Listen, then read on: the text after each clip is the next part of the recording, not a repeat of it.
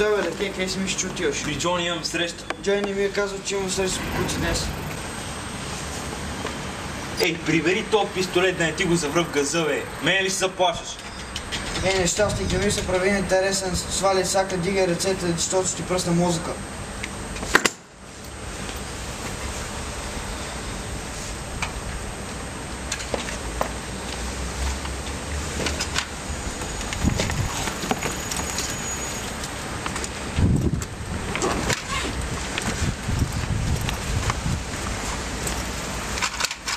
Влизай.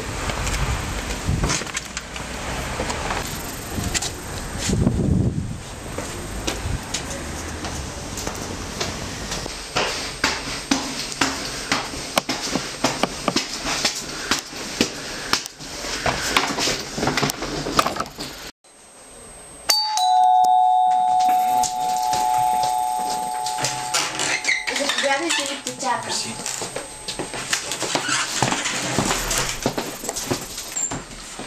О, господин Атанасов! Джони, какво Добре дошъл в България! Заповядай, седни!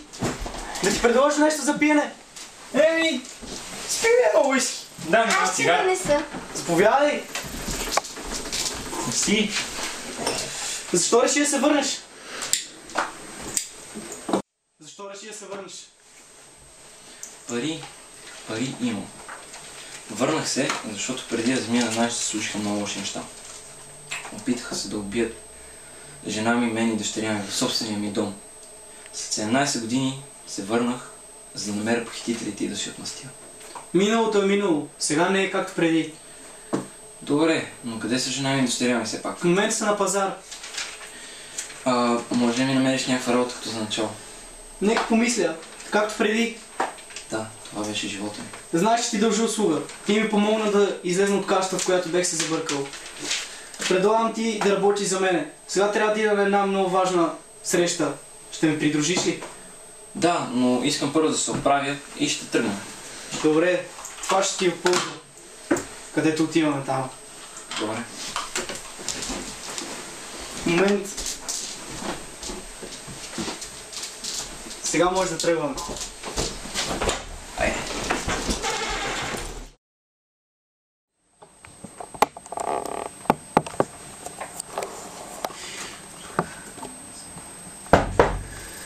Влез!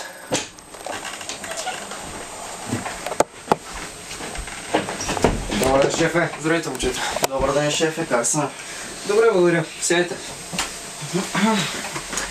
Оговорил съм ви среща с Филип Аврамов, Джони. На тази среща вече е време да го заловим. Срещата ще се състои от 14 часа и 30 минути под гребната база. Вие ще носите тази стока, за която ще получите пари. А това всъщност е сол. Обикновена готварска сол. В момента, в който размените куфърчетата и той се обърне и си тръгне, вадите оръжията и го арестувате. Аз ще бъда наоколо. Ако окаже съпротива или започне да бяга, разрешавам да стреляте. Но не го убивайте. Трябва ми жив. Въпроси? Няма, господине. Разчитам на вас. Ще го фана това колпаци, шефе. Забрано, шефе. Довиждане.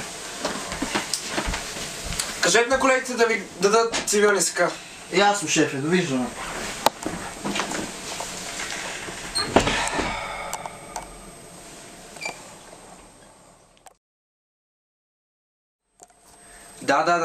Да. Няма проблем, ще се погрижа. До чуване. Влез!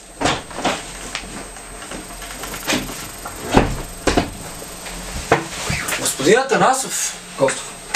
Здравейте. Заповядайте. Какво е моя сам? Предложи ли си да?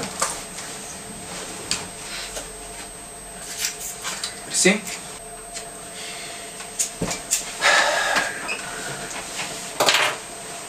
Питате ме какво ме води. Я вижте тази снимка. Познавате ли това момиче? Него съм. Сигурен ли сте? Я погледнете пак снимката, ама по-добре. Не познавам. Айде, знам ти игрите, Костов. Знаеме се от преди 95-та. Не ме карай си отварям устата, защото ти знам мръсните сделки. Атанасов, излез ми от кабинета веднага. Питам те, знаеш ли нещо за стрелбата? Беше ми забранено да работя по този случай. Било ти е забранено. Имаш време. 11:00 тая вечер. Звънни ми и ми кажи двете имена на хората, които се опитаха да ме убият. И моето семейство. В противен случай, аз ще убия твоето. Ясно ли ти е, бе? Леке. Мисля, че няма за какво повече да говорим.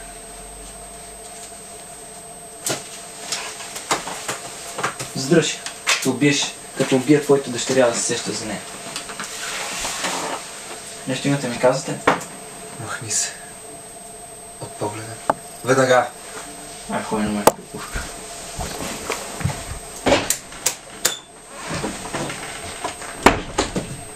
Копеле!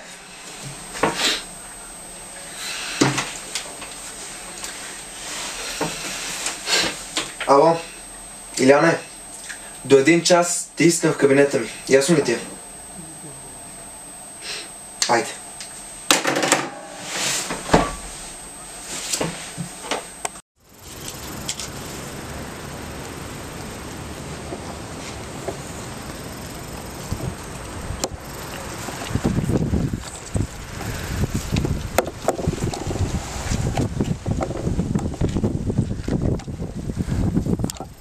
Иляне, до 20 минути да си на стария фар.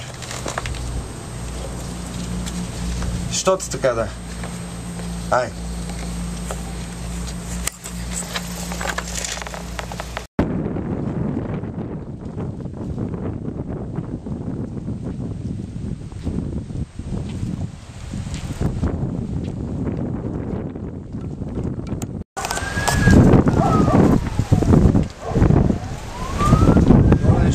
Здравей, Ляне. Що помните ми мястото на среща? Съображение за сигурност. Няма ти мисля, що. Петър Атанасов днес дойде в кабинета ми и ме заплаши. Трябва да направя се. Тая вечер той е на вечеря при Джони. Причакваш Атанасов докато се прибира и го прибиваш като куче. Но не го убивай, защото после няма моят измък. Използвате. Като свършиш работата, ми се обаждаш. Предполагам, че ще бъда наблизо.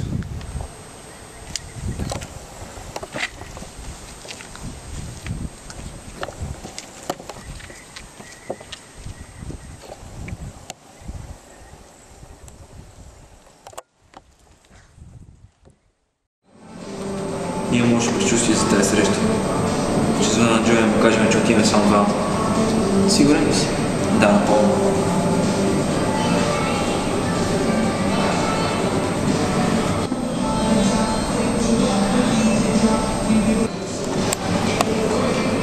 Джони, имам лошо предчувствие за срещата. Ще отиваме само аз и Мит по охраната.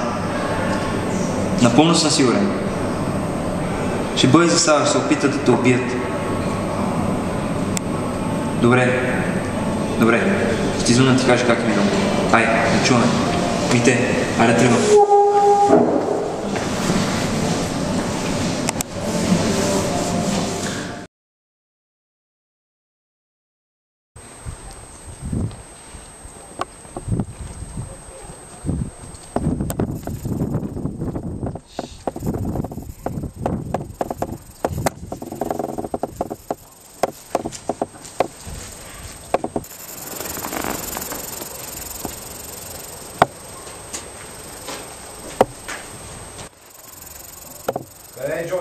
Има работа. Носи ми стоката. Ти носи и пари.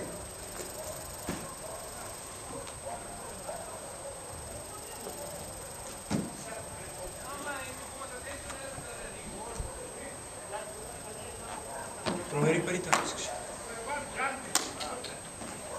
Само да ти кажа, Джони не преебава.